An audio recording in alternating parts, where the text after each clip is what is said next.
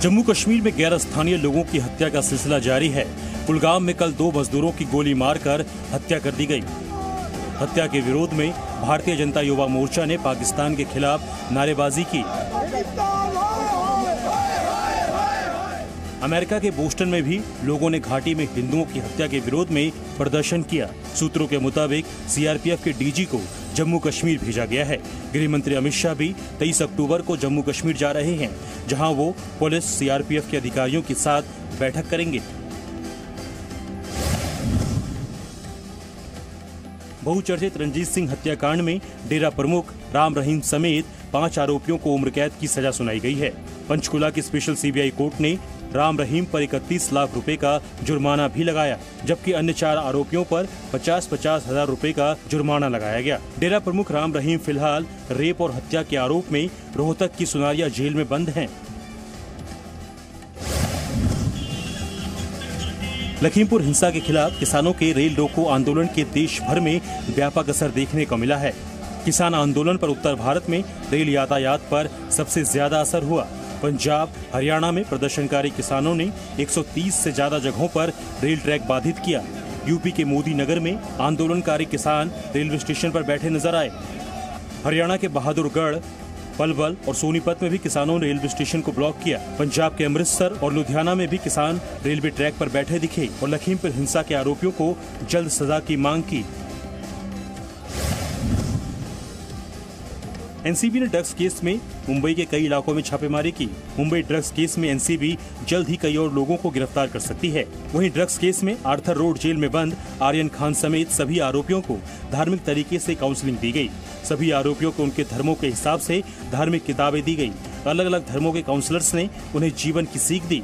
Counselling के दौरान आर्यन समेत सभी आरोपियों ने जरूरतमंदों की मदद करने का भरोसा दिया। एनसीबी जोनल डायरेक्टर समीर ने काउंसलिंग से अच्छा रिस्पॉन्स मिलने की बात कही। उत्तराखंड में लगातार हो रही बारिश के साथ साथ ऊंचाई वाले इलाकों में बर्फबारी शुरू हो गई है। चमोली, उत्तरकाशी, गंगोत्री और धारचूला में जमकर बर्फबारी हुई। चीन बॉर्डर पर नेलांग घाटी में मौसम की पहली बर्फबारी हुई। गंगोत्री धाम में बारिश के बाद हुई बर्फबारी ने ठंड और बढ़ा दी है। धारचूला में भी बारिश के बाद बर्फबारी हुई। हिमाचल के रोहतांग में बर्फबारी के बाद मनाली लेह हाईवे और रोहतांग दर्रा बंद कर दिया गया है।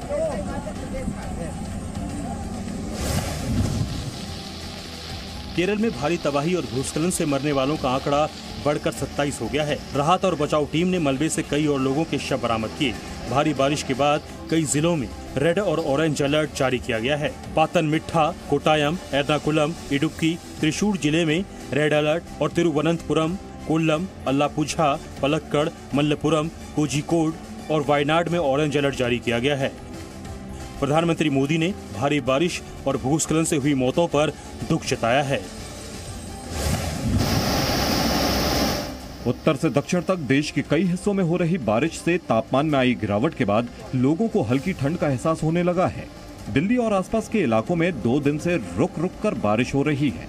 बारिश के बाद दिल्ली के कई निचले इलाकों में पानी भर गया है। उत्तराखंड में भी भारी बारिश के बाद स्कूलों को कल तक बंद कर दिया गया है। मौसम विभाग ने वेस्टर्न डिस्टर्बेंस और लो प्रेशर को बारिश की वजह बताया है। उत्तराखंड और वेस्ट यूपी में 21 सेंटीमीटर और उड़ीसा, बंगाल में लो प्रेशर के कारण 12 सेंटीमीटर तक बारिश का अनुमान जताया गया है।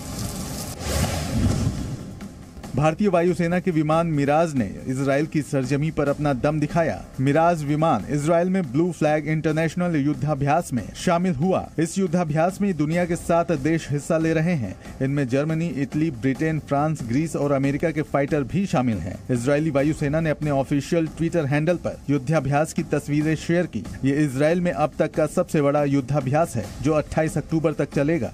Presenting V News app, available on Google Play and App Store. Download it now.